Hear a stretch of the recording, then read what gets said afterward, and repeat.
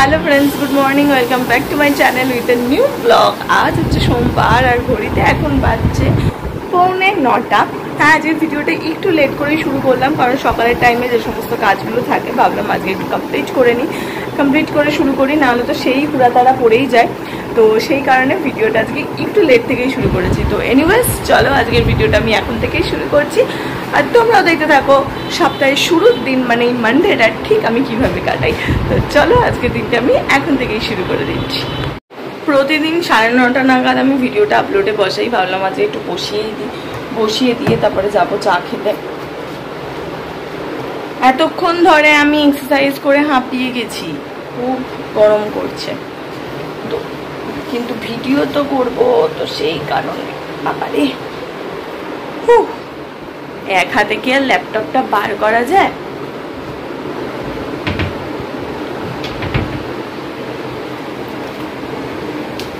চলো এটাকে এখন আমি আপলোডে বসাই, তারপর আমি বাইরে ঘর যাব। আর ওদিকে জানলাটা খোলা হয়নি, হ্যাঁ যাই, আর ওদিকে জানলাটা খোলা হয়নি, জানলাটা খুলবো, খুলে হচ্ছে টবগুলোকে বসাবো। আর ম্যাট এখানে এরকম পাতা থাকে, ম্যাট তুলতে আমার হচ্ছে বেশ বেলা, মানে কোনো দিন মাও তুলে দেয় আর কি, এরকমও হয়। তো চলো আমি এখন এটাকে আপলোডে বসিয়ে দিই, তারপরে আমি যাব হচ্ছে বাইরের ঘরে। মা ওখানে চা বানাচ্ছে আর আমি টুকুস করে বসে বসে চা খাবো। তো এইভাবেই ন্যাচারালি আমি প্রতিটা সকাল শুরু করি, ঠান্ডা মাথায়, ধীরে সুস্থে কামভাবে সকালটা শুরু করি। তার বেশ কিছুক্ষণ বাদে থেকে আমি হচ্ছে ভিডিওটা করা শুরু করি, অ্যান্ড ভিডিও তোমাদের সঙ্গে মানে ভিডিও আপলোড করি, যাই বলবে আর কি। কিন্তু হ্যাঁ, সকালটা আমি পুরোটাই নিজের মতন শুরু করি, ওখানে আমি কোনো কিছু আর কি ইয়ে করি না। দেখেছো এত স্টোরেজ, ফুল স্টোরেজ লাল দেখাচ্ছে, কি আর বলবো, এত সারাদিন ছবি ভিডিওস তুলি আমি। ম্যাক্সিমাম ভিডিও করার পর, ভিডিও আপলোড হয়ে যাওয়ার 1-2 দিনের পর তো আমি ডিলিটই করে দিই ফুটেজগুলো, বাট ছবি তার জন্যই ওটার ওই অবস্থা। ছবি তো আমি কোনো দিন ডিলিট করতে পারি না, আমার বুকে ব্যথা করে। ভিডিওটা আপলোডে বসে এখন চা খেতে চলে এসেছি, আর আজকে অনেকদিন বাদে আমার সঙ্গে চা খেতে বসেছে মা। তো মা আর আমি দুজনে চা খেতে বসেছি। আজকে মা চা খেতে বসেছে তার কারণ মায়ের হয়তো রান্না কম আছে, তাই তো। মাছ করা হয়ে গেল, আর কি করবি, মাসির একটা তরকারি আছে মোচা আর মাছ করেছে, ব্যাস এই হচ্ছে খাবার। তো যখন খাবো সেটা তোমাদের দেখিয়ে দেবো। মাসি আগের দিন করে পাঠিয়ে দিয়েছে, তো সেইটা আর মাছ, তো ওই কারণে মা আজকে টাইম পেয়েছে হাতে, তাই খেতে বসেছে আমার সঙ্গে। মা এখানে আমি দুজন মিলে হচ্ছে এখন চা খেতে বসেছি। অলরেডি হাফ রেডি হয়ে গেছি। আজকেও আবার আমি এই টপটাই পরে নিয়েছি, কারণ এই টপটার প্রতি একটা খুব ভালো লাগা আর ভালোবাসা হঠাৎ মানে ছিলই বহুকাল। মাঝখানে একটু এতটাই মোটা হয়ে গেছিলাম যে এই টপটা হতো না, বাট এখন আবার এমন ঠিক হয়ে গেছে যেটা ক্লাস ওই 7-8-এর জামাও একদম ঠিক হয়ে যাচ্ছে। তো সেই জন্য আর একটু আমার মনে হয় রোগা হওয়া উচিত, কারণ যেহেতু একটুখানি এখনও আছে গুলো, তো সেটাকে একটু ঠিক করতে হবে, ডাবল চিনটা একটু কমাতে হবে, কিছু কমানোর আছে, তো দেখা যাক। তো যাই হোক, রেডি হয়ে নিই এখন। ঘড়িতে এখন 10:30 বেজে গেছে, 10:35 বাজে মনে হয়। তাড়াতাড়ি করে রেডি হয়ে নিই, তারপর একদম দেখি কাকু কখন আসবে, তারপরে বেরোবো। সো আমি কমপ্লিটলি রেডি, এবার বেরোবো। পাক্কা ঘড়িতে 10:50 বাজে। তো চলো এখন হচ্ছে বেরোনো যাক। আর আজকে আমি আমার এই ফেয়ারি একটা ড্রেস পরে নিয়েছি, যেটা আমাকে নিজেকে পরেই ফেয়ারি টেলস দেখতে লাগে নিজেকে, তো সেই জন্য ওটা পরে ফেললাম। এটা এখন আমাকে ঘন ঘন অনেকবার পরতে দেখবে, কারণ কারেন্ট ফেভারিট হয়েছে, তো বহুবার এরকম এটা আমি পরবো এখন। আর তার সঙ্গে এই সেম শেডের লিপস্টিকটাই পরবো, অন্য কিছু আর পরবো না, কারণ এটা পরেই মনে হচ্ছে নিজেকে বেশি ভালো লাগছে, তো সেই জন্য। চলো, অফিস থেকে বেরিয়ে দাঁড়িয়ে রয়েছি, কাকু এখনো পর্যন্ত আসেনি। আর একদিকে বাইরে এক প্রস্তুত বৃষ্টিও হয়ে গেছে, রাস্তা পুরো ভিজে। আর আমি আজকে লং স্কার্ট পরে এসেছি, তোমাদেরকে তো দেখিয়েছি, মানে র্যাপার পরে এসেছি, তো সেইটা পরে তো আমি হাঁটতে পারবো না। তো সুতরাং কাকুকে ফোন করি, দেখি কাকু কখন আসে, তো তারপর একেবারে বেরোবো। বলতে বলতে কাকু চলেও এসেছে, তো চলে যাই। খোলা রয়েছে গো, হ্যাঁ চলো। দেখেছো রাস্তা পুরো ভিজে, না ভাবছিলাম করবো, তারপরে দেখলাম না তুমি চলে এসছো। এটা তোমার তো পুরো আগের গাড়িটার মতনই দেখতে। ঘরে এসে ঢুকলাম সবে, তো যদি কাকু আজকে একটু তো লেট করেছে মানে যদি না আসতো তাহলে আমি প্রবলেমে পড়ে যেতাম। এই র্যাপার ফ্যাপার পরে না হেঁটে বৃষ্টির মধ্যে আসা যায় না, নর্মাল তো ঠিক আছে কোনো অসুবিধা হয়নি, কিন্তু বৃষ্টিতে ওই জল ওই নোংরার মধ্যে দিয়ে এই নিচগুলো লাগবে কিনকিন করে আমার গা। তো ব্যাগ নেবো নাকি এটাকে তুলে হাঁটবো, খুব অকওয়ার্ড লাগে আর কি, দেখতে ভালোও লাগে না।